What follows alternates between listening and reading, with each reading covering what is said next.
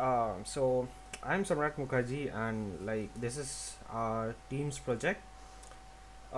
We are building an app. We have named it Prarambh. Okay, so the main idea of the app you've heard already in the PPT. We want to create a platform where basically startups and customers can communicate with each other, so that they can share the information around more easily and make themselves popular. So first I'm going to show you the authentication pages. Okay, so this is the main login page where you land in when the app starts up for the first time. When the app starts up for the first time, suppose you have forgotten your password, so you can go to the forgot password page and you can basically write an email which will send you a password reset link. Apart from that, there are these two links. If you press on the sign up button, which will either take you to the customer sign up portal or the company sign up portal, right? So if you go to the customer sign up portal, let's make a customer account first. All right, so let me add a profile picture first. Suppose I go to gallery. Let me check. How about this picture? Wait, sorry, I did not pick the image, my bad. How about, where did it go? Yeah, more albums. If I pick this image, okay, it looks good. If I give my full name in it, suppose I'm writing Samrat Mukherjee. Let me give my email ID over there and my password. Let's say 12345667.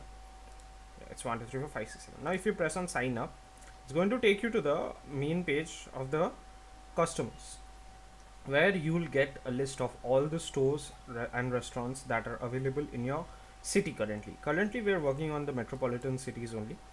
So these are all the dummy stores that we have given right now. These are grocery stores, these are restaurants. You can basically see the pictures also in them. Then there are developers whom you can hire. Then there are designers, UI designers, architects, and all. And then there are house cleaners. You can hire them. Okay. Suppose you want to contact store number. Let's say you want to contact store number 1. Okay.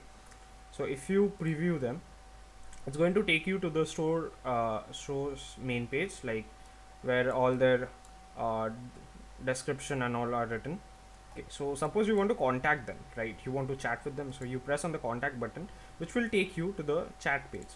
So if you type over here hi, uh, then say, do you guys have uh, let's say bread with y'all with you.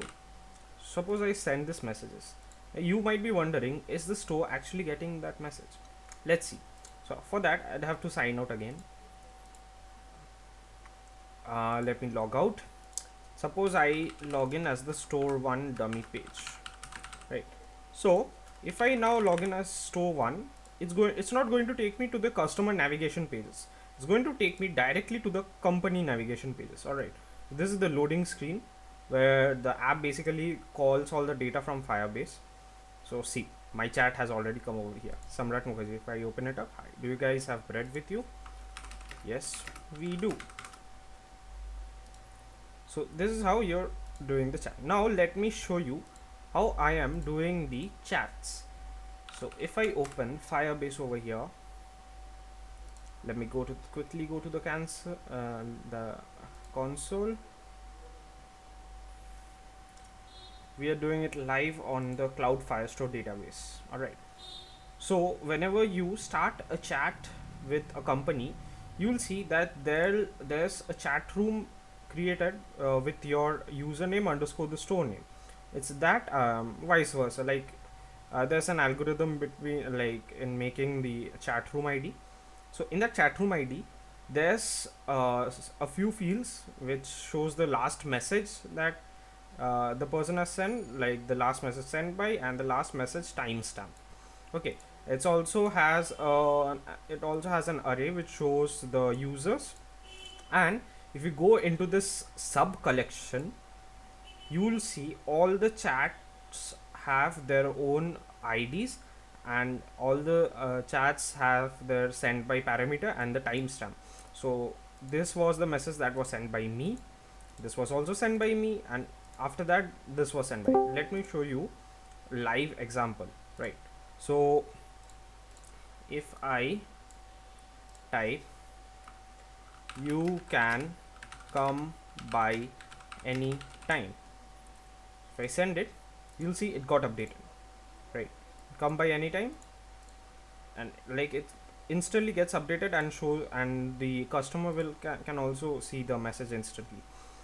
Apart from that, we have used Firebase storage too for storing all the pictures, like all the company logos and the user profile pictures and all. We have used the Firebase storage for that.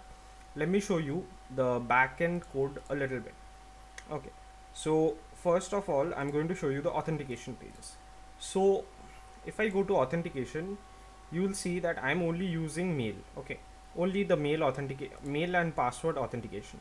So whenever a user logs in, I call this class and send the parameters of email and password so that it can sign in. So sign in basically calls the Firebase auth sign in function, which helps the user to sign in.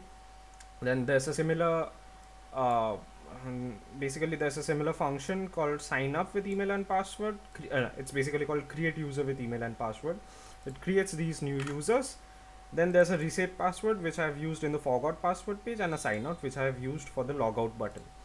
After that, the main back end part comes over here. This is the page, the code where I've used all the database functions. Like I have used this to upload user info in the Firestore, then this to get the user info by email ID, where I'm passing the parameter email and it's checking it inside the users. Then there are all different kinds of database functions that I have given over here. Now the message one is, whenever I call this add message, it's going to take in the chat room, it's going to take the message ID and the message info map. The message info map basically has the message, the time, and the message, the timestamp, and the person who sent it. Like you can see it over here. If you go to chat room and you go to chat, this is the message map. Okay, it gets uploaded over there. Like I'm setting the messages over there. After that, I am updating the last message sent, which is in the previous page, these things, and I'm creating a new chat room whenever a new chat like whenever a new person comes to chat. And like it has a condition where if you have started a chat with a person, it does not create a new chat room, it tries to find the old chat room and navigate into it. And then there's the chat room, get the chat room messages. Like whenever user logs in, he needs to get the chats, right? So suppose he has deleted the app and he has reinstalled it again in another phone, he'll get all the things over there. He'll get all the thing, like all the chat room messages over there, and he'll get the list of chat rooms by this, by like I'm using this function to call all the chat rooms. So this the backend, most of the backend is done over here only. Apart from that, there are all the sign in pages in the sign in pages folder. In the chats folder, there are all the chat screen and chat room list. The chat room list shows all the list and all, and the others are basically UI components. Like this is the company account page. I have used like the wonderful features of Flutter to make all make the beautiful UI of this app. Then there are the customer pages, where there's the customer account page, customer main page, and all these pages are embedded in these navigator pages, which basically helps you to do a page view thing, like this one, this page view thing, so that you can navigate between different pages. And I'm really sorry for that. And then there's the splash screen, which basically shows you a splash screen when the app launches. And these widgets I've just used to store some widgets over here, so that I can call them inside the other codes and not make them lengthy. That's all from my side. Currently we have only implemented for this for Android. We can also implement it for iOS. Well, like that's for that reason only we have used Flutter, so that we can